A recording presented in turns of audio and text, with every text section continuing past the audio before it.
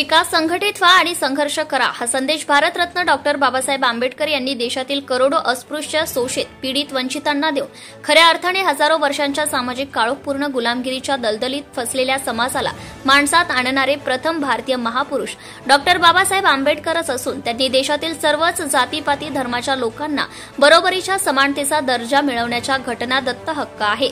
तो कुणालाही हिरावून घेता येत नाही. यासाठी भारतीय संविधानातून वंचित, उपेक्षित समाजाच्या उद्धाराचे दालने उघडे केलेत. यासाठी शोषित, पीडित समाजाने आपल्या हक्क आणि अधिकारांसाठी सदैव संघर्ष करणे ही काळाची गरज असल्याचं मार्मिक प्रतिपादन भंडारा जिल्हा परिषदेचे माजी अध्यक्ष गंगाधरजी जीभकाटे यांनी केले. ते कोंढा येथील रमाई स्मारक समिती तथा नवतरुण जय भीम मंडळ यांच्या संयुक्त सौजन्याने बाजार चौक येथे रमाई स्मारकाच्या भव्य प्रांगणात आयोजित केलेल्या डॉक्टर बाबासाहेब आंबेडकर यांच्या 134व्या जयंती प्रीत्यर्थ भीम बुद्ध गीते ऑर्केस्ट्राच्या उद्घाटनाप्रसंगी बोलत होते.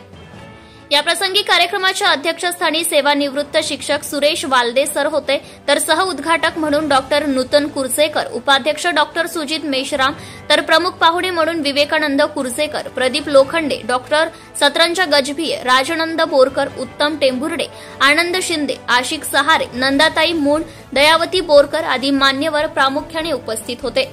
यावेळी अध्यक्षस्थानावरून सुरेश वालदे बोलताना म्हणाले की डॉक्टर बाबासाहेब आंबेडकरांनी भारताला दिलेले संविधान जगातील एकमेव श्रेष्ठ देशोपयोगी संविधान दिले असले तरी घटनेची अंमलबजावणी करणारी यंत्रणा नालायक असेल तर ते संविधान निरर्थक ठरेल आणि जर संविधानाची अंमलबजावणी करणारे निष्ठावंत असतील तर ते देशासाठी सर्वश्रेष्ठ सर्वांगीण विकास पोषक ठरेल. मात्र सद्यस्थितीत देशातील राजकीय यंत्रणा पाखंडी विचाराची असल्याने संविधानात वेळोवेळी दुरुस्त्या करून संविधानाला संपवण्याचा मनसुबा हा देशाला अतिशय धोकादायक ठरणार असल्याने संविधानाचे रक्षण करणे आपण सर्वांची सामुदायिक जबाबदारी आहे.